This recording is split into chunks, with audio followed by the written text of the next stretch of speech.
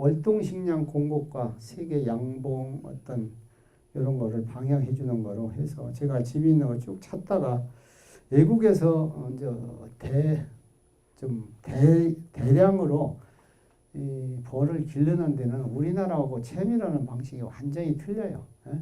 밀도기도 완전 위서부터 아래까지 봉개해서 봉충이 없는 거를 깎다 보니까 완전히 사람이 할 수가 없어서 기계로 다 깎거든요. 이번에도 이제 그런 기계가 나왔었는데 그거는 여기 갖고 온 거는 적은 거예요. 아주 적은 거에 속하고 진짜 외국에 전시에서 큰 거는 여기서 뭐 10m 정도 될 정도로 아주 큽니다. 여기서 쭉 소비 넣으면 자동으로 쭉 굴러가면서 지가 탁 가서 밀도하고 또 올라가서 채밀기로 들어가고 채밀기가 또 닫고서 돌리면은 한 번에 한 120장 이렇게 들어가요. 한 번에 한 30장씩 네 가운데 들어가면 3, 40, 120장 이렇게 해서 저쪽으로 가면 또 빈통에다 털컥 담아가지고 다 뜨면은 저쪽 창고에다 저장하고 또 아니면은 이제 그 벌도 현장에서 털어올 때 예열로 텁니다. 우리처럼 솔로 터는 게 아니라 게상을 딱 옆으로 제껴놓고 예열로다가 사이 섭이 이렇게 움직여가면 이제 그 소비가 이제 위는 움직이면은 잘 안 움직이잖아요. 소비가 딱딱 붙으니까 밑에는 공간이 있으니까 밑이 거꾸로 해갖고 들고서 거기다가 낙엽이나 또 아니면은 뭐 비료 뿌리는 기계 에어하는 그거로다가 자 이렇게 하면은 이제 볼이 날려서 출입구 앞에 떨어지고 그러면 그냥 차에다 싣고 와서 창고에다가 보관했다가 나중에 이제 시간 있을 때 누가 원한다든지 또 이렇게 하면은 그때 열을 주어서 창고에서 열을 주어서 볼통 안에 온도처럼 한 35도 열을 준다서 뜨뜻해진 다음에 와서 꿀을 뜨는 거죠. 그리고 외국인은 보편적으로 농축을 잘 하지 않습니다. 농축을. 왜? 완숙된 꿀, 봉개된 꿀을 뜨니까 농축이 필요 없어요. 그냥 뜨면은 17%대. 그래서 그 나라의 벌꿀 규격 기준이 수분이 한 18% 됩니다. 이런 나라들은 대개가. 우리나라는 그동안 21% 하다가 그것도 막 줄여달라고 아우성했는데 20%밖에 1%밖에 안 줄었지만은 이 나라는 지금 18%예요. 그런데 굳이 농축을 거기서 더 할 필요가 없죠. 자기네가 뜨면은 그 안이 들기 때문에. 그래서 보편적으로 애국은 예열 탱크만 있어요. 예열. 꿀을 데워서 걸릴 수 있게. 그렇지 않으면 걸러지지가 않으니까. 이런 형태로 돼 있어서 우리나라는 너무 농축기가 너무 보급이 많이 되는 편이에요. 어떻게 보면은 농가들한테 묽은 꿀을 떠라고 생산하는 거는 장려하는 거나 마찬가지. 그래서 지금까지 이제 보급을 많이 했는데 아마 이 정도 선에서 더 하지 않는 것이 우리나라 양봉산업 발전을 위해서 바람직하지 않을까. 아마 농축기 이런 거 만들어 파는 사람이 들으면 서운할지 모르지만은 저는 그 사람들의 어떤 사업을 그런 걸 떠나서 대한민국 양봉산업이 또 우리가 생산한 양봉산물이 세계 어떤 벌꿀과 경쟁했을 때 당당하게 떨어지지 않을 이런 제품을 생산해야 하거든요. 여러분들도 이제 양봉을 처음 배우기 때문에 앞으로 양봉산물을 생산할 때 좀 더 완숙된 꿀, 농축을 하지 않고 생산할 수 있는 이런 꿀을 여러분들 스스로가 생산해서 판매할 수 있도록 이렇게 가야 됩니다. 뭐 그런 추세로 간다고 볼 수밖에 없어요. 왜 그러냐면 농축을 하면은 효수가 죽어요. 그래서 효수가 죽지 않은 꿀을 생산하려면은 완숙된 꿀을 떠서 그냥 농축하지 않고 예열만 했다가 찌꺼기를 걸러서 팔 수 있도록 이렇게 하는 것이 좋은 꿀을 소비자한테 공급하는 길이 아닌가 이렇게 생각을 합니다. 그래서 이제 그런 비디오가 또 있고 또 아까 잠깐 얘기했지만은 러시아가 하나로 소련이 하나로 우크라이나라든지 그 연방들 뭐 체첸이라든지 다 분리 독립하기 전에 러시아가 세계에서도 양봉을 제일 많이 했어요. 그런데 이제 그 당시 만들어 놓은 박물관이 우크라이나에 있어요. 그래서 우크라이나가 제가 여러 나라 세계 각국에 다니며 박물관을 봤는데 제일 크고 제일 자료가 많고 제일 잘 돼 있어요. 그래서 그 박물관장한테 하나 자기네 있는 자료를 다운받아서 내가 갖고 온 게 하나 있고 거기 가면은 자기네가 박물관에서 이렇게 홍보하는 자료가 있어요. 근데 그때 유센쿠 대통령이 우리를 초청해서 거기 가서 뭐 협회장하고 몇 사람들이 여기 기념 촬영했는데 그것도 거기다 한쪽에다 실어놓은 그런 책자 있었는데 요새는 이제 바뀌었는지 안 바뀌었는지 모르지만은 근데 그 유센쿠 대통령이 이번에 생각외로 이제 지금은 그만뒀지만은 대전 엑스포에 왔어요. 대전 갑자기 찾아왔어요.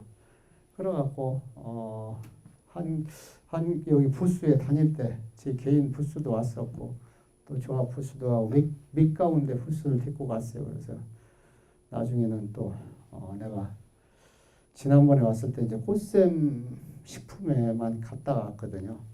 그래서 이제 그 꽃샘 다시 가본다고 하는데 우리 한국 양봉농협 지난번에 그 안성 공장 잘 해놨는데 지난번에 왔을 때 사실은 그때는 우리 안성 공장이 짓지를 않고 인천에 공장이 있을 때라 사실은 그렇게 배주기가 좀 그렇습니다. 그때 이제 일반인들은 공장에 와서 봤지만은 대통령은 그때 안 왔어요. 그래서 이번에 가서 한번 보실 의향이 있다면은 내가 안내해드리겠다 이렇게 했더니 가본다.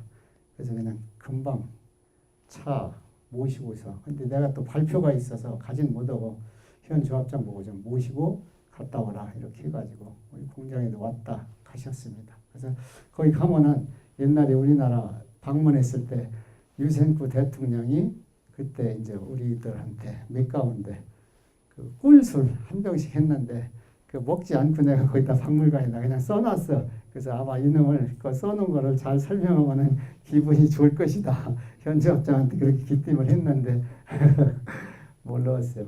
막 어쩌나 그렇더니 갔다 오고 나시더니 또 뭐라고 하냐면 아니 소감이 어떠십니까? 잘 해놨다라고 그러더니 정부 차원에서 좀 지원을 받을 길이 없겠느냐 이런 시설을 그래서 차라리 코트라에다가 한번 얘기를 해보세요. 그랬더니 나보고 연결해달라 이게 코트라에다가 그래서 내가 뭐 코트라에 옛날에 관장하시던 분은 아는 사람이 있었지만 요새는 뭐 모르고 그래서 그 전이 그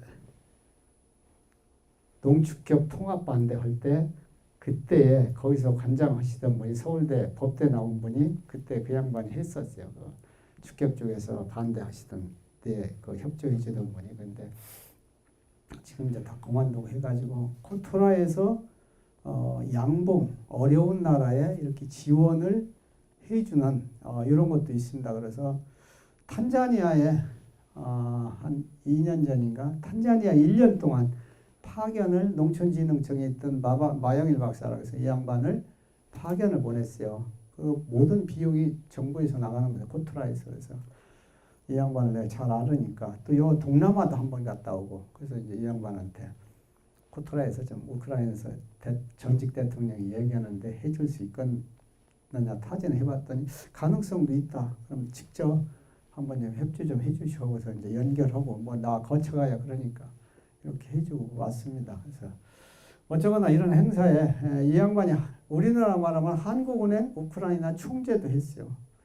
그리고 유럽의 양봉연합회장. 그런데 들리는 얘기가 이번에 우크라이나의 양봉 무슨 조합장이 됐다 이런 얘기도 얼핏 들리는데 자세한 내용을 알 수가 없고 우크라이나 사람들이 형편이 어려우니까 사실 온 사람이 한 4명인가 양봉가들 온 사람이 그 회장하고 아들하고 며느리인가 하고 뭐 거의 그때 했던 뭐 양봉 학기자랑이라든지 이런 분도 못 오시고 못 왔더라고요. 비용이 만만치 않으니까. 그래서 대통령 일행들이 한 4분인가 이렇게 오셨고 어쩌거나 뭐 이런 행사에 우리나라 농림부 장관이 개막식 때는 못 왔지만은 폐막식 날 폐막식 참여는 못했지만 시간이 안 맞아서 농림부 장관이 왔다 가셨고 사실 이제 전직 유센쿠 대통령이 왔다 가셨어요. 어쩌거나 이 양반이 양봉에 관심이 있다 보니까 이런 데까지 오지 않았나. 근데 뭐 정보기관에서는 전혀 뭐 정보기관에서 따라온 것 같지 않더라고요. 왜 그러냐면 이 양반이 지금 우크라이나에서 원래 이 사람은 서방 미국 쪽에 유럽이나 서방 쪽에 이렇게 그 오렌지 혁명이 나서 이쪽으로다가 기댔었고 그 후에는 또 러시아에서 독립했다 보니까 러시아 쪽 사람들이 하다 보니까 그래서 그 뭐 요새 그 흑해 있는 뒤에 러시아 함대가 주둔하다 보니까 여기는 러시아에서는 어떻게 해서라도 크림반도 거기서 전쟁 나가지고 뺏겼잖아요. 러시아는 우크라이나의 그 흑해 그 자기네 잠수함이라든지 모든 함대를 거기를 지키지 않으면은 거기다가 할 수가 없어요. 그래서 우크라이나다 돈 얼마씩을 주고 이용하는 거를 했는데 사이가 안 좋아지니까 이거는 그냥 완전히 뺏어버렸죠, 땅을. 그러고서 이 극동 지역에는 겨울이 이제 얼어가지고 좀 불편하다고 그런 얘기를 들었습니다. 어쩌거나 우크라이나가 그날 와서 하는 얘기가 세계에서 세 번째로 벌꿀을 많이 수출하는 나라다. 그랬더니 또 한번 국내 또 양봉 요직에 있는 사람들 한번 주선해서 다시 우크라이나에 방문할 수 있도록 해보겠다 하는데 대통령이 있을 때 그때 초청해서 여기서 이제 갔었어요. 근데 하여튼 뭐 대우는 잘 받았어요. 뭐 자기 대통령 궁에 사저에도 갔었는데 완전히 사저가 무슨 양봉 박물관 같아요. 이만한 참나무통 같은 게 한 150년, 뭐 200년, 150년씩 된 우리 토동통처럼 군용을 뚫어서 거기다가 이제 벌을 기르는 이런 것도 여러 통이 있어요. 그리고 다른 것도 아주 오래된 이런 물건들이 상당히 많이 이렇게 보유하고 있는 것을 봤는데 하여튼 어쩌거나 양봉에 이 양반이 상당히 3대째 양봉을 한다고 하는 것 같아요. 3대째.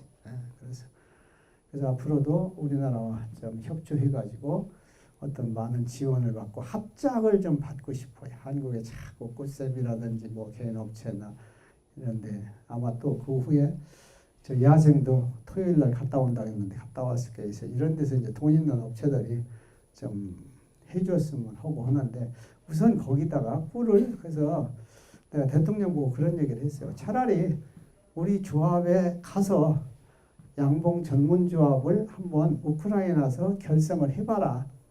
이렇게 하면 상당히 농가들한테 도움이 받을 수 있다. 그래서 이제 이런 얘기를 내가 좀 해줬거든요. 그래서 이제 뭐 그게 이제 뭐 어떤 현행 법과 뭔가 같이 맞아 떨어져야 하니까.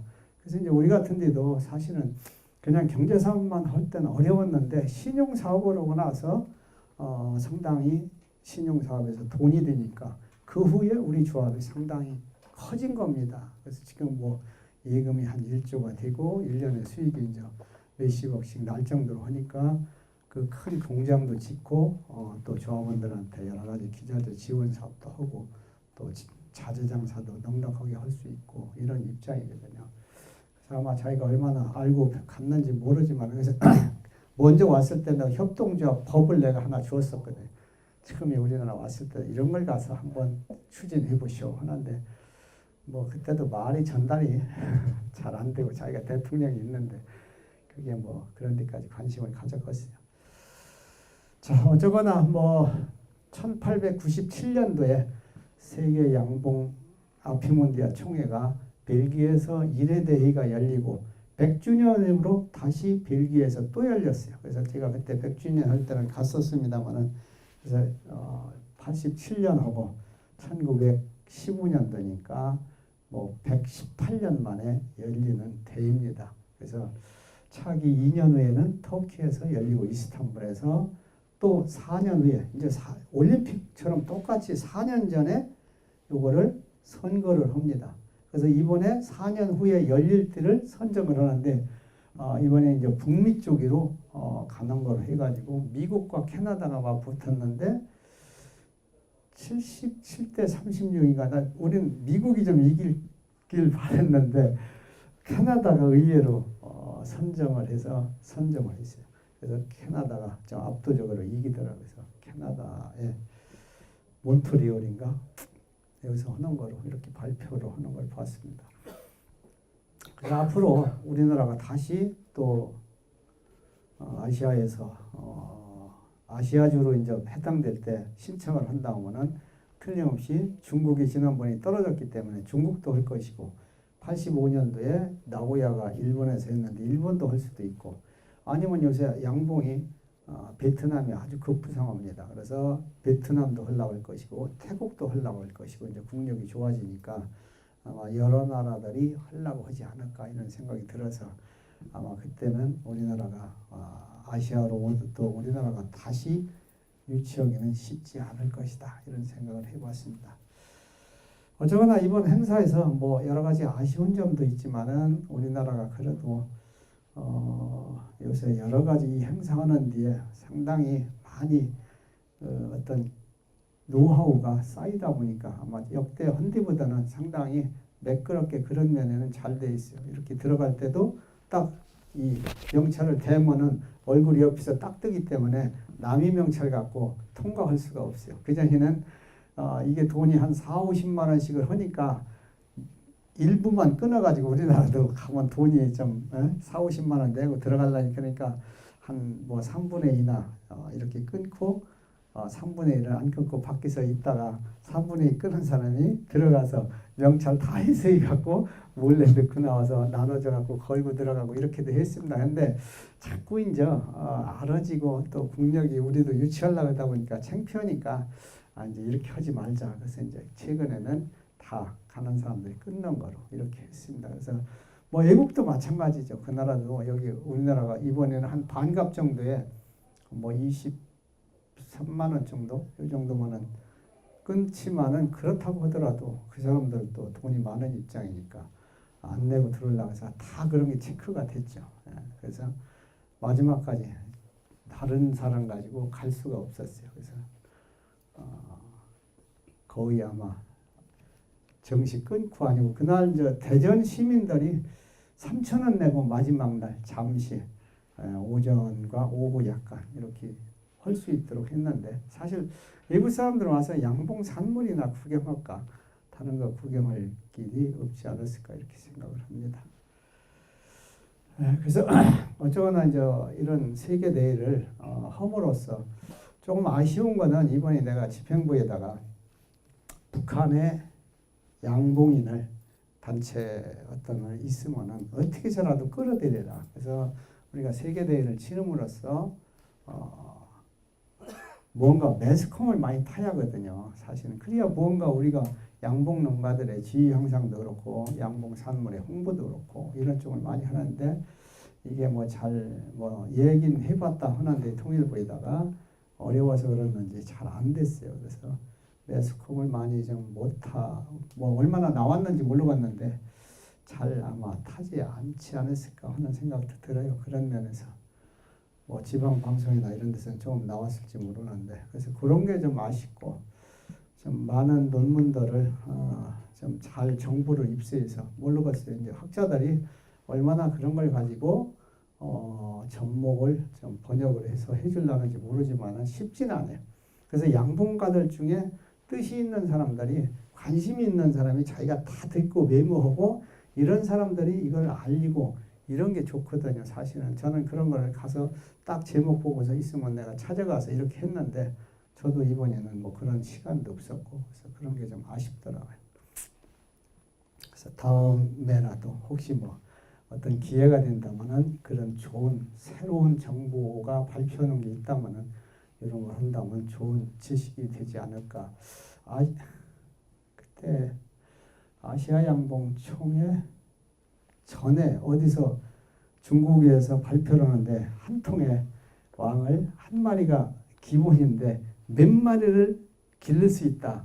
그거 갖고 신선한 뉴스가 되더라고요. 그래서 그거 가서 듣고 또 하고 했는데 그게 뭐냐 하면은 여왕벌에 서로 싸우니까 침을 자르고 이빨을 이 끄트머리 여기 날카로운 끄트머리를 아주 가는 가위를 자르고 그러고서 월동시킬 때 이놈을 갖다 합봉을 시키는 거예요. 3마리가 됐든 2마리가 됐든 5마리가. 그럼 이놈이 들어가서 봄부터 산란을 많이 하니까 벌이 갑자기 많이 할 수 있다. 근데 몇 번 해보다가 잘 안 되더라고요. 그래서 이 사람이 발표한 거고 실제 내가 좀 더 거기가 뭐가 미흡했는데 어떤 데 이제 2마리 있긴 있어요. 근데 나중에 가서 없어지고 계속 해봐야 하는데 그런 점은 있었습니다. 네? 여왕 침이죠. 자기들 싸울 때 사용합니다. 그런데 평상시에는 사람한테는 안 써요. 절대로. 여왕벌이. 근데 그 양봉 뭐 대회에 그 입장료가 비싼 이유는 뭐 다른 뭐 강남에 같은 데 하면은 가격이 훨씬 뭐한 돈만 원이면 입장하는데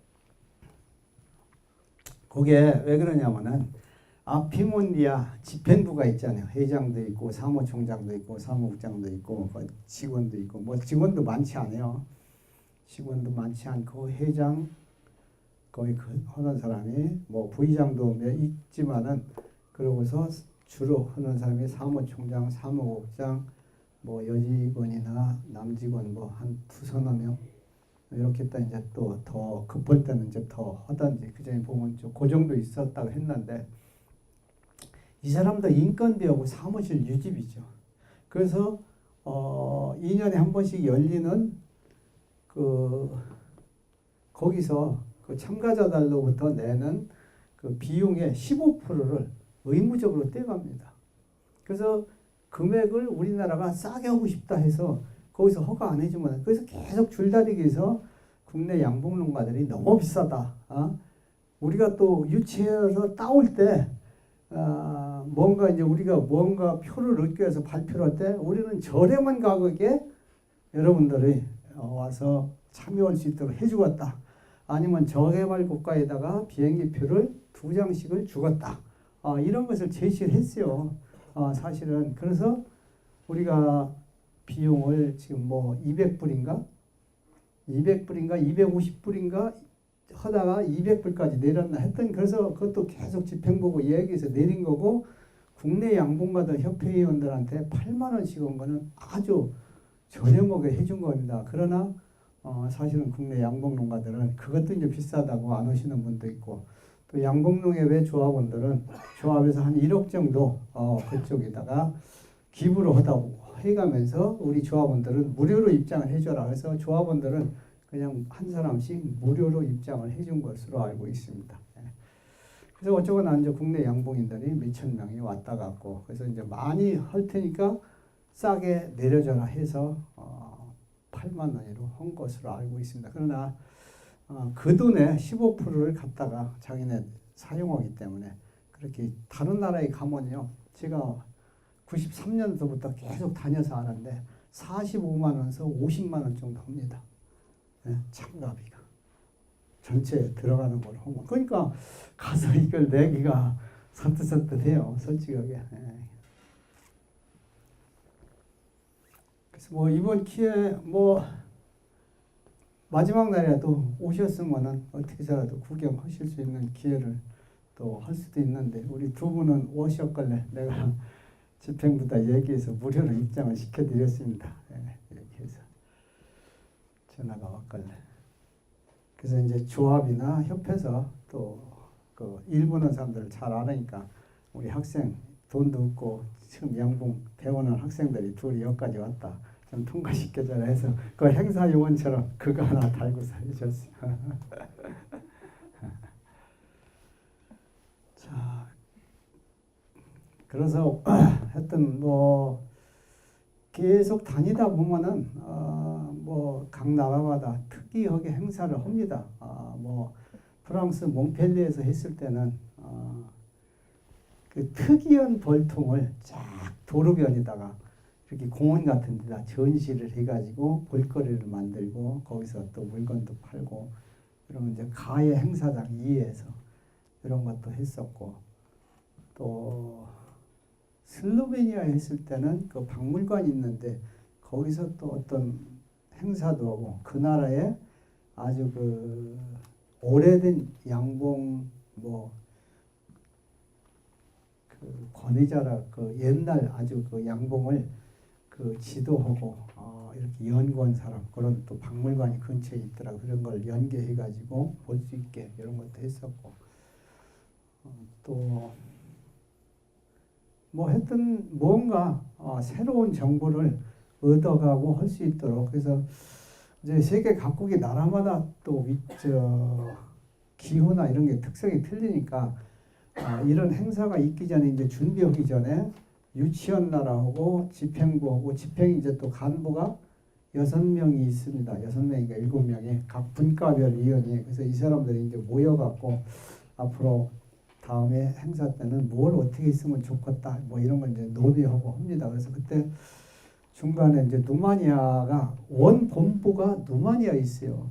누마니아에 옛날 그 아피몬디아 회장이 오랫동안 그 회장직을 하다 보니까 거기다 큰 건물을 갖고 있어요. 거기서 일부 건물 임대료도 나옵니다. 그래서 이제 거기 한번 그때 내가 조합장으로 있을 때 우리나라가 유치는 따왔고 앞으로 어떻게 하겠다 하는 서로 이제 상의하고 또 얘기하기 위해서 한국에서 왔다 가라 해갖고 저하고 협회장하고 오건석 대표하고 한 서너 너덟 사람이 갔던 거로 아는데 그때 내가 그런 얘기를 했거든요. 우리나라에 산다면 우리나라에서 양봉하는 어떤 기술 책자를 뭐 영어라든지 스페인어라든지 아니면 뭐 중국어라든지 뭐 불란서어라든지 한 3개국어 정도는 이걸 번역을 해서 좀 이렇게 해주면 좋겠다. 좋겠다. 그 사람들도 이랬는데 그런 게 하려면 이번에도 이제 비용이 문제거든요. 그래서 실제 우리나라에서도 못한 거예요. 그런 게 아쉽다. 우리도 가면은 쉽게 해서 우크라이나가 됐든 프랑스가 됐든 슬로베니아가 됐든 그 나라의 양봉을 하고 있는 거를 그 나라 특성에 맞게 어떻게 하는지 전혀 알 수가 없어요. 글을 모르니까. 영어를 아는 사람들은 뭐 영어 책 갖다 좀 볼 수는 있겠지만 그러니까 화면이나 이렇게 눈으로 대충 봐서 거의 뭐 대등소인 하긴 하지만은 이런 게 있고 슬로베니아 같은 데는 특이한 게 뭐냐면은 양봉사가 건물을 이렇게 조그맣게 집니다. 짓는데 옆으로 들어가서 그 안에서 벌을 내검을 하는데 좀 불편하긴 해요. 그래서 계산벌을 1단, 2단 이렇게 해서 2단, 3단까지 있나 이렇게 하는데 그리고 그 벽면에서 출입구만 뚫어놨어요. 여기서 벌이 이제 꿀 물고 왔다 갔다 하고 그 앞이 나는 여러 가지 그림도 이쁘게 그려놓고 아니면 미래에 앞으로 이런 세상이 열렸으면 좋겠다는 뭐 이런 상상의 어떤 그림도 그려놓고 이렇게 해서 아주 특이하게 건물을 지어놓습니다. 조그맣게. 그래갖고 문 열고 들어가서 그 뒤에서 문 열고 이렇게 소비를 빼서 보는 거예요. 그렇게 해서 체험을 하고.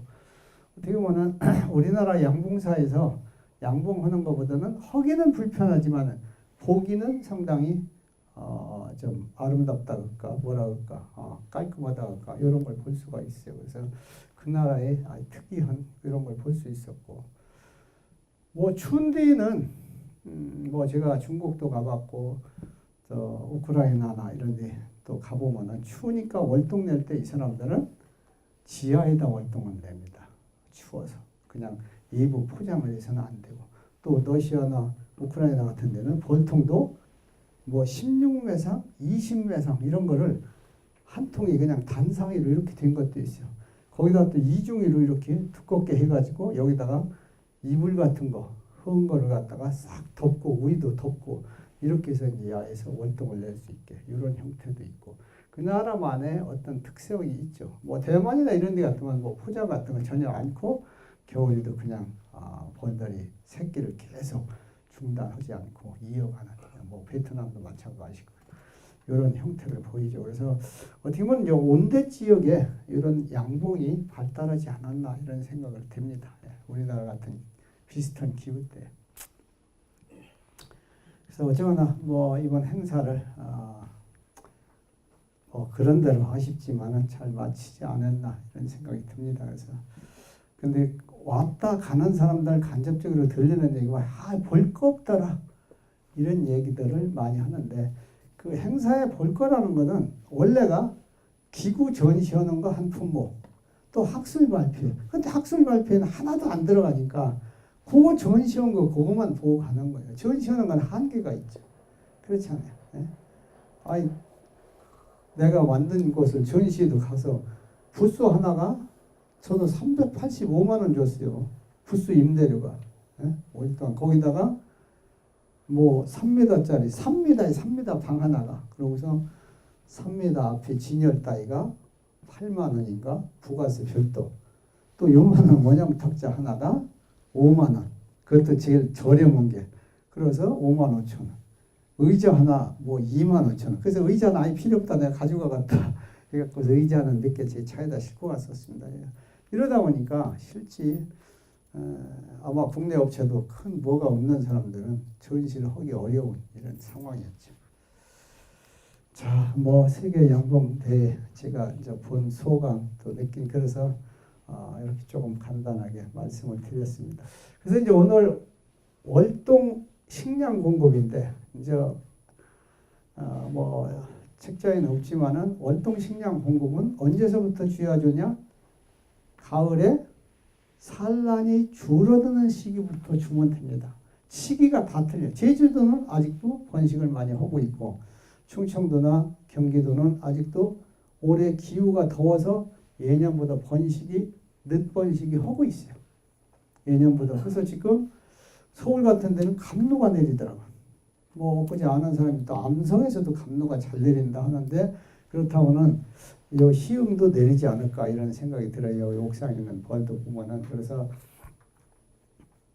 이때 감로가 9월 하순이나 10월 중순에도 내리는데 되게 침엽수 감로가 내리는데 아마 지금 내리는 거는 침엽수 감로가 아니지 않을까 하는 생각도 들고 한번 가서 보야하는데 그래서 이제 대개 9월 뭐 18일이나 16일서부터 18일 늦은 데는 뭐 20일 이때 들깨꽃이 지거든요. 들깨가 지금 아마 시흥도 거의 졌죠. 남았어요? 끝에 뭐 한두 개 남고 예? 예, 조금 남았을 거예요. 남았어요. 글쎄 끝물이에요. 그러면은 이게 딱 지어서 꿀이 들을 게 없으면은 비가 오고 나면은 기온이 가을에는 뚝뚝뚝뚝 떨어진다. 근데 요새 영상 16도 정도 이렇게 서울도 내려가거든요. 저녁 기온이. 근데 꿀이 안 들어오고 16도, 15도가 떨어지면은 벌들은 귀신같이 월동 들어갈 태세를 해서 여왕벌이 알을 줄여요. 근데 올해는 낮 기온이 더웠고 꿀이 들어오다 보니까 과거에 16도 되면은 산란이 준다. 내가 이렇게 해서 계속 글을 쓰고 이렇게 강의도 해왔는데 그게 안 맞는 거예요. 올해는. 왜? 근데 그 전에도 꿀이 들어오면은 파낸다고는 안 했어요. 그 전에도 꿀이 안 들어오는 상황에서 이렇게 꽃이 다 지고 나면은 유충을 파낸다 했는데 아직은 낮 기온이 더웠고 15도, 16도가 떨어져도 유충을 안 파내. 올해는. 그래서 오히려 올 같은 해는 제가 딱 보니까 예년 생각해서 일찍 산란을 중단시키고서 식량을 일찍 밀어준 사람들은 오히려 월동 벌이 약할 것으로 예상을 합니다. 왜? 더 번식을 시켜서 월동을 들어가셔야 하는데 일찍 번식을 중단했으면은 아마 강원도 같은데 좀 추운 지역에서 산란이 줄어드는 데는 괜찮지만은 그렇지 않은 지역에서 올 같은 해 특히나 감로꿀을 늦게까지 뜨지를 않고 그냥 귀찮다, 팔띠가 없다 이래가지고서 감로꿀을 식량 있는 채로 그냥 갖고 있던 사람들은 계속 꿀이 들어가지고 틀림없이 벌이 약합니다. 예? 그래서 지난번에 여기 거 우리 거 떴잖아요. 여기 저 직원들이 갖고 있는 거 떴어요? 바로 떴어요? 예, 떴으면 다행이고 그 나 아는 사람들도 내가 뜨라 했는데도 아유 귀찮게 뭐 그냥 월동 식량으로 주고 채우고 만다 이런 사람들이 지금 와서 벌이 작년만부터 뭐 약해지네. 그러면 더 약해집니다. 틀림없이. 예? 왜 그러면 이 월동 들어갈 벌들이 계속 가서 꿀 물고 와서 체력 소모가 돼서 수명이 자꾸 단축되는데 태어날 벌은 이미 일찌감치 중단시킨 상황이거든요. 그러면 벌이 약해요. 그래서 그 해의 기후 따라서 번식을 이 소비에 적어도 한 3분의 2 정도를 충분하게 육아를 할 수 하는 상황이다 하면은 기르는 게 낫습니다. 근데 뭐 3분의 1이라든지 이거밖에 못 기른다. 그러면은 그냥 밥을 밀어서 그냥 중단시키도록 이러는 게 좋은데 지금은 3분의 2가 아니라 4분의 3, 5분의 4 정도가 그냥 산란과 육아가 하고 있어요. 내가 보면은. 그러니까 아직은 길러야 된다. 이렇게 해서 뭐 한 10월 10일이나 뭐 12, 3일, 5일 요 안에 이제 태어날 벌을 중간에 또 기후가 추워지면 이제 파내요. 그렇지만은 늦게 태어나는 것이 이 정도가 많은 양이 나온다면 기르는 게 괜찮습니다. 근데 기르다 보면은 갑자기 이제 비 한 번 오면은 기온이 떨어지고 나면은 유충을 파내거든요. 그래서 이 파낼 때 파내지 않도록 대비를 해야 하고 조금 늦산란을 잘 받으려면은 지난번에 여러분들과 같이 뭘 했어요? 옆에다 보온판 대줬죠. 예? 보온판 대주고 비닐로 개프를 하나 덮여야 된다는데 덮어졌나 모르겠네. 덮었어요? 예? 다 비닐로 개프 덮었어요. 예, 잘했어요. 그러면 요 정도 내가 해본 경험에 의하면은 들깨꽃 중반에 요때 보온판 그 전에는 이제 더워서 보온을 해주는 게 별거 아니에요. 안 좋아. 그래서 들깨꽃 중반쯤서부터 벽에다가 보온판 대주고 위에다가 좀 비닐을 대주면 요새 조금 더운 편이지만 저녁에 16도 이렇게 떨어지면은 또 썰렁해져요 아침에. 그러니까 그걸 비닐로 개프라도 덮어주면은 그런 것을 조금 더 연장시킬 수가 있어요. 예, 그래서 올 같은 해는 이런 거를 잘 따라서 한 사람들은 좀 날 것이고 그렇지 않은 사람들은 미리 밥을 많이 준 사람들은 벌이 약하지 않을까 이렇게 생각이 듭니다. 그래서 매년 내가 그래서 들깨 중반부까지는 절대로 밥을 많이 주지 말아라. 왜? 어떻게 상황이 올지 모르기 때문에 육아 면적이 줄어드는 것을 막아야 하거든요. 그러니까 어떻게 보면은 꿀이 잘 들면 얼른 벌이 주면 개상을 올린다든지 아니면은 채매를 조금이라도 부분 채매를 한다든지 이렇게라도 해줘야 돼. 나도 이제 교육생들 거기서 서울서 가르치던 게 6통을 또 현장에다가 서울 지역에다 이제 놓고서 했는데 그건 또 꿀이 많아가지고 이만큼씩 이제 산란이 안 가요. 식량이 많으니까. 그래서 저부터 늦게서 떴습니다. 그것도 그냥 시험 삼아서 놔둘까. 시험 해보나마나 내가 뭐 이미 다 알고 있는 거를 이만큼 밀방이 많은 데다가 하면 이만큼 새끼를 못 깰려니까 아래 요만큼만 있거든요. 이렇게 하면 보나마나 약합니다. 그래서 늦게서라도 떠서 나머지 거 좀 살라면 가라 이렇게 했는데 앞으로 뭐 얼마나 낮을라나 이렇게 두고 보야겠죠. 그래서 언제든지 그에 따라서 상황 따라서 조금씩은 대처를 잘 해줘야 돼. 그러려면 어떻게 돼? 경험이 많아야 돼. 경험이 많고 또 아니면은 기본적인 상식을 딱 갖고 있어야 돼. 기본 상식이 있어야 이런 때는 이렇게 대처를 해야겠다. 저런 때는 저렇게 대처해야겠다. 이런 것을 할 수가 있습니다. 근데 벌을 수십 년씩 한 사람들도 올해 꿀이 들은 것을 그거 귀찮다. 조금 하고서 안 뜨고서 그냥 놔둬서 먹이로 이렇게 하라. 월동식량 조금만 주면 되니까 그러면은 벌이 틀림없이 번식을 무한장하는 게 아니라 올 같은 해는 특히 여름에 어떻게 됐어요? 날씨가 더워서 산란을 못 뜨고 내가 벌 45년 기른 중에 여름벌 번식이 최고 안 됐어요. 거의 뭐 늘어나지 않은 상태예요. 이 상황에서 가을에 기후가 8월 한 20일 넘어서면서 선선해져 가면서 이때서 기르는데 이게 9월 20일까지밖에 못 길러요. 15일에서 20일까지. 이 시기에 최대한으로 잘 길러야 하는데 이때 밥이 그들막하게 차고 있으면 어떻게 돼요? 그 차 있는 면적만큼 못 기르는 거예요. 그래서 최대한으로 밥을 적게 갖고 가고 면적을 넓게 육아 면적을 갖고 가고 이러는 것이 좋습니다. 그래서 어쩌거나 지금 중부권 특히나 감로가 난 지역에서는 예년보다 벌이 약하다 하는 이런 정보들이 많이 들려옵니다. 자, 그래서 이제 앞으로 얼마나 이 기후가 지속될지는 모르는데 저번에 기상대에서 23, 4일 주간 예보할 때 3, 4일까지는 27도를 유지하겠다. 6, 7도를. 그러면 아직까지 오늘이 며칠이요? 21일. 3일인가 4일까지는 계속 그렇다 했으니까 그때까지는 하는데 이게 이제 비 한 번 오면은 기온이 예년 평균 기온으로 돌아갈 확률이 높아요. 그러면은 기온이 뚝 떨어지고 이제 꿀도 기온이 차면은 감로도 안 들어옵니다. 감로도. 그러니까 여기 같은 경기도권이라고 해도 시흥에서 감로권 들어오는데 포천이나 이쪽에 왕방산이나 이런 산악 높은데 이런 데 안 들어요. 전혀. 설탕 몇백 프로 오지 않은 사람이 자기는 400 몇십 프로를 매겼다. 근데 난 설탕 50%도 안 줬거든요. 50%는 뭐야? 30% 줬나? 여지껏.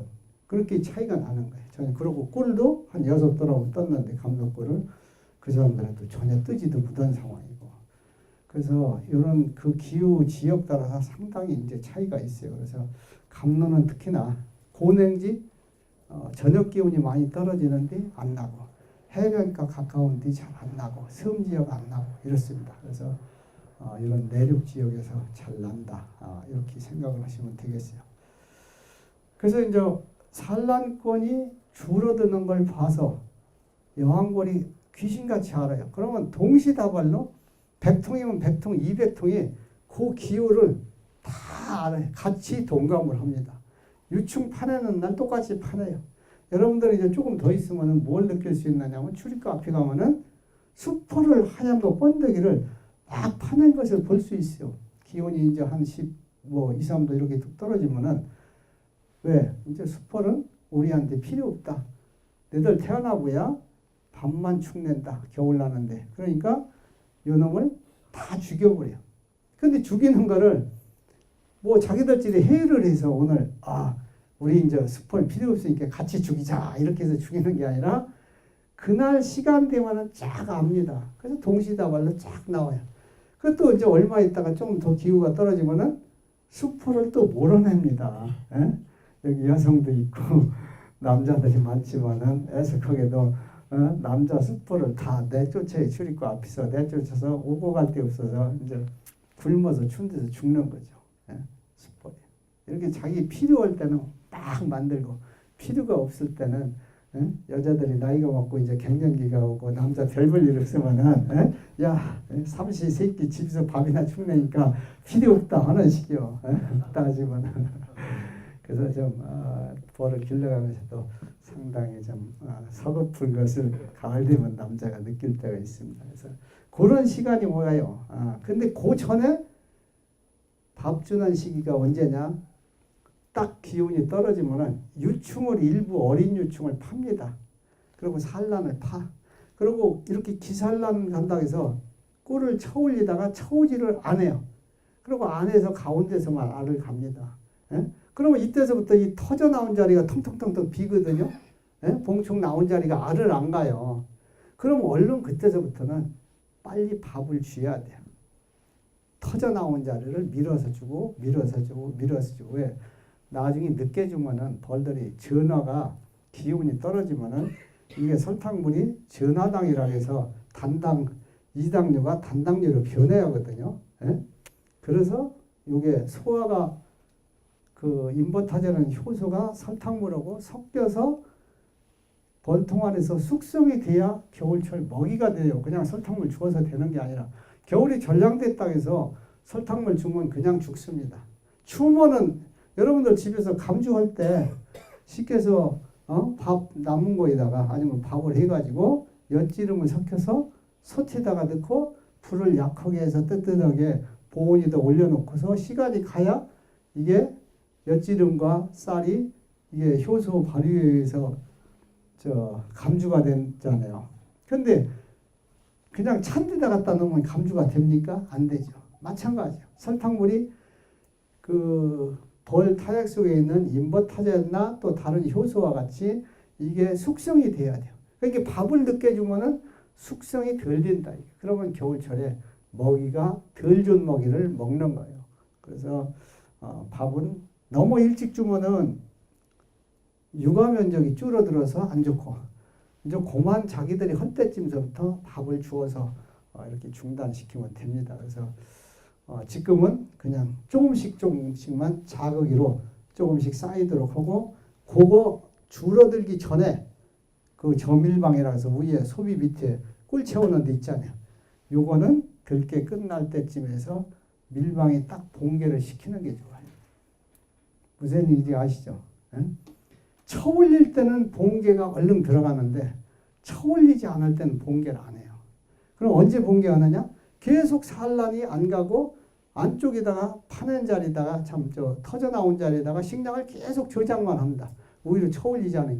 그러고서 마지막에 가서 이제 꿀이 꽉 차서 그때 가서 9월 말이나 이때 10월 초나 이때쯤 가서 봉개를 하면은 지금하고 그때하고 온도 차이가 몇 도가 나다 보니까 벌들이 그만큼 밀랍을 분비하는데 힘이 들어요. 그러니까 어떻게 돼요? 체력 소모가 많이 돼요. 그래서 들깨 끝날 때쯤에 꿀이 조금씩 들어서 산란이 줄어들지 않을 때쯤 요 저밀방에 있는 식량은 약간 돋아내가지고 싹 봉개를 식량만 한번 탁 주면은 싹 합니다. 그때. 근데 그 시기가 딱 지나면은 그 다음서부터는 계속 아니다가 박는다. 터져 나온 자리다 박고 봉개를 안 해요. 그래서 식량 주는 타이밍을 이렇게 재시면 됩니다. 그러고서 날씨가 이제 추워진다. 앞으로 기온이 떨어진다 하면은 그날 꿀 들어오는 것처럼 밥을 주셔야 돼요. 아니면 보온덮개로 보온을 조금 해줘도 돼요. 강원도에서 과거에 9월 달이나 8월 말쯤에 기온이 갑자기 떨어지면은 고냉지에서 한 11, 2도 떨어질 때도 있어요. 11, 2도 떨어지면 갑자기 지금 기르고 있던 새끼가 많이 파내버려. 그러니까 그렇다고 해서 기후가 며칠씩 춥는 게 아니라 되게 이틀 춥니다. 추위가 파낼 정도 기후가 이틀 정도 비우고 나서 다시 그러고 원대복귀가 되거든요. 그럼 이 이틀을 어떻게 해서라도 따뜻하게 벌들이 추위를 안 느끼도록 하는 게 좋아요. 그래서 제일 좋은 방법이 밥 주는 거, 꿀 두른 것처럼 해서 열을 나게 하는 거. 그 나머지 보온덮개로 영하 13, 영하가 아니라 영상 11, 2도 이렇게 떨어지면은 보온덮개 팍 뒤집어 씌워도 괜찮습니다. 펴가지고 한 겹을 딱 해서 조금 그래야 덜 파내요. 그 덜 파낸 거는 유충이 다시 이틀 지나서 이틀 지나면은 2, 3일 됐던 건 4, 5일 되잖아요. 그리고 벌들은 투자한 거에 따라서 아껴요. 사람은 뭐 전시에 나서 뭐 자식이 대학교 나오는 거고 깐난쟁이가 둘이 있다. 둘 중에 한 사람은 죽여야 된다 하면은 부모가 어떤 자식을 죽여야 될지 모르겠지만은 벌들은 어린 것을 죽입니다. 본능적으로. 투자를 많이 한 것을 봉충이 된 것을 제일 아끼고 그 다음에 큰 유충을 아끼고 그 다음에 어린 유충을 아끼고 그 다음에 알. 그래서 한파가 아니라 온도가 떨어져서 산란권을 줄여서 파낸다. 그러면은 알과 어린 2, 3일, 3, 4일 된 유충을 파내요. 이 가시에 있는 걸 파내고 그 다음에 더 춥다. 그러면은 식에서 유충을 파내고 또 식량이 없어서 굶어 죽는 상황이 와도 똑같습니다. 그러고서 이제 굶어 죽게 되고 아주 춥다. 봉충을 봉한 것을 뜯어버리고 죽여버리죠. 그리고 최후의 마지막에 여왕벌을 살리죠. 그래서 여기 단계적으로 있기 때문에 이때 아까 우리가 먼저 비닐하게 부셔주고 보온판 해주고 이런 것을 조금 더 연장하고 조금 더 보호하기 위해서 하는 겁니다. 보호하기 위해서 밥도 주고 자극사약을 적어도 한 일주일간 계속 주라고 하는 것도 꿀이 들어오는 것처럼 이렇게 하면은 그래도 월동벌을 최소한도 10% 아니면 그 이상을 더 낮게 가지고 갈 수 있다. 이렇게 알으시면 되겠습니다. 알 파내는 걸 어떻게 알 수가 있습니까? 이렇게 기산란 가다가 저녁 기온이 뭐 15도 미만 뚝 떨어졌다. 그 이튿날 보세요. 그러면 그 밑에 이런 아래 벌이 착풍이 안 좋은 게 벌써 판에서 표시가 나요. 큰 유충은 남아 있고 나머지가 없어져 버려요. 파낸 거는 증거는 못 참는 거죠, 그러니까. 그렇죠. 자기들이 그 물어내고 뭐 이렇게 해서 하니까 물고 나가는 걸 우리가 잘 육안으로 다 할 수도 없고 그러니까 잘 알 수가 없어요. 유충이 또 특히나 이동홍 씨의 차에서 계속 쉽게 해서 제주도에서 옛날에 나온다든지 여기서 제주도에서 4월 달에 육지에서 벌을 길러가지고 들어간다든지 하면 어떻게 해요? 차에서 싣고 오랫동안 가고 배에서 오래 실으면 열 나잖아요. 열이 나면 어떻게 돼요? 유충들이 메말라지잖아요. 그럼 막 유충들을 다 물어뜯어서 죽입니다. 큰 유충도. 근데 이 가을에 산란권이 줄 때는 막 그렇게 죽이는 게 아니라 그냥 파내버려. 그래서 이제 빈 방이 많아지죠. 빈 방이. 딱 보면 알아요. 그래서 그거를 이틀만 잘 남기면은 그놈이 커서 봉충이 되고 봉충이 된 경우는 안 주기 때문에 월동 들어가서 제일 오랫동안 살 수 있는 벌로 내년 봄까지 남는다. 이게. 무슨 얘기인지 이해가 갔죠. 그래서 가을이는 가급적이면 벌을 세게 착봉을 해야 된다. 강하게 해야 된다. 그래야 이때 보호가 돼요. 가령 오매벌 엉성하게 뒷장에 벌이 하나도 없을 정도로 오매 갖고 있을 바에는 그 중에서 새끼가 제일 적고 아니면 일부가 있더라도 뒤다가 남겨놓고서 3매를 축소하는 게 좋습니다. 4매벌이면 3매, 뭐 7매벌이면 6매, 아니면은 또 엉성하게 벌이 달라붙었다. 2장이라도 빼서 해야 돼요. 그럼 벌을 막 내가면서 되게 값좁게 착봉이 안 좋은 거는 안 좋고, 또 아니면 저쪽에 화분판 벽면에 있는 거 안 좋고, 이렇게 있습니다. 그래서 그거 빼버리면 돼요. 요새 또 화분도 무진장 육아를 잘하니까 잘 물어와요. 가쪽에 잔뜩 있거든요. 근데 요새 어지간한 지역에서는 화분이 충분한데 일부 농가들은 또 화분을 주는 사람도 있어요. 예? 돈이 낭비되는 거예요. 그 지역에서 화분이 부족하다 하면 주어도 좋지만은 남는데 줄 필요는 없습니다. 저는 이미 가을에 화분이 충분하니까 8월 달에 주었던 거를 어떻게 돼요? 남은 것을 다 빼버렸어요. 빼서 다 그냥 담아놨죠. 내년에 쓰려고. 단지 9월 달에는 제가 먼저도 얘기했지만 9월 10일서 15일 이때 마지막 벌을 기를 때 비가 하루 이틀 오면 괜찮은데 3일 올 때가 있어요. 태풍이 온다든지 해서 3일 오면은 유충이 젖이 화분이 고갈돼서 파내요. 그래서 그런 때 조금씩이라도 한 덩어리라도 얼른 비 맞아가면라도 줘야 돼. 그래야 덜 파내. 그걸 파내고 나면은 다시 어떤 문제가 하면 알가고서 다시 유충이로 커가지고 봉충이 돼서 터져 나오는 데까지 시간이 걸리다 보니까 9월 15일 이때서부터 10일 이후에 파내면은 그렇지 못한 경우가 상당히 늘어나요. 그러면 벌이 한 5% 감소한다든지 이렇게 됩니다. 제가 경험을 해보면. 그래서 남는 데는 줄 필요가 없고 부족할 때는 필요해서 주고, 그러니까 언제든지 보온도 마찬가지예요. 필요할 때는 해주지만은 필요치 않을 때는 해주지 말고, 또 화분도 필요할 때는 주고 필요치 않은 거는 빼서 보관해 놓고, 식량도 마찬가지고. 그래서 식량도 많다고 좋은 게 아니라 월동벌 만들어야 될 때 식량이 많으면은 월동벌 만들 면적이 없어서, 그래서 어떤 사람들은 이제 계상을 8월 식량의 질을 높이기 위해서 이제 8월 말 아니면 9월 초까지 다 주라. 나도 그렇게 얘기는 합니다. 그러나 단상이 꿀이 들어라도 산란에 지장이 받을 정도로 줄어들 정도면은 다 주면 안 돼요. 계상도. 꿀이 내 지역에서 들깨가 많다, 물봉수가 많다, 아니면 감로가 예년에도 잘 들어온다. 그러면은 그 잘 들어도 월동벌을 마지막 만드는 그 시간대에 충분하게 새끼를 기를 수 있는 면적만큼은 남기고 꿀이 찰 정도로 남겨놔야 돼요. 계상에다 꽉 차게 다 해서 위에서 아래까지 딱 해놨다. 좋은 양질의 꿀을 식량을 만들기 위해서 그렇다고 하더라도 들깨나 물봉수나 감로가 잘 들어와서 오히려 단상에 산란권을 침범해갖고 많아진다. 그러면 아닙니다. 그러면 어떻게 돼요? 계상에 있는 꿀 소비를 뺀다든지 아니면 계상에다가 다시 공소비를 한두 장이라도 넣는다든지 해서 밑에 꿀을 쳐올리도록 해줘야 돼요. 무슨 얘기인지 알죠?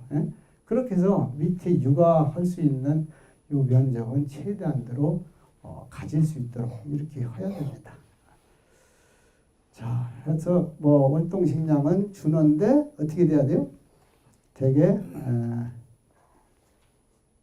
새끼를 어지간히 길렀을 때는 계속 하루에 적게는 한 30분에서부터 1시간 정도만 가져갈 수 있도록 요 정도 양만 주면 됩니다. 요 육아를 어지간히 할 때는 지금 같은 경우는 그렇게 해서 계속 주다가 이제 유충이 파내고 줄어들고 터져나오고 안 가면 이때서부터 조금 그 양을 높여서 가면 돼요.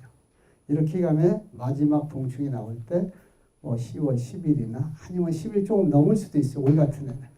이때 마지막 사양을 해서 전체 소비 면적의 한 5분의 4 아니면은 전체가 다 찰 수 있도록 이렇게 주면 됩니다. 식량이. 근데 대개 초보자들이 얼마를 줘야 되는지 잘 몰라서 한 3분의 1 정도나 찼으면 이는 가지고 월동 나지 않겠나요? 천만의 말씀 3분의 1 갖고 못 나요. 더군다나 가운데가 봉충이 많이 있던 게 터져 나오면은 제일 식량을 많이 먹을 때가 유충이 터져 나왔을 때. 그놈이 확 먹어치고 나면은 소비가 빈 소비가 됩니다. 그러면 소비를 빼내든지 늦게서 이제 식량을 많이 줘야 되고 이러니까 나중에 가서 많은 소비가 있으면은 소비를 교체해야 한다든지 이제 이런 경우는 그런 경우는 그렇게 해야 돼요.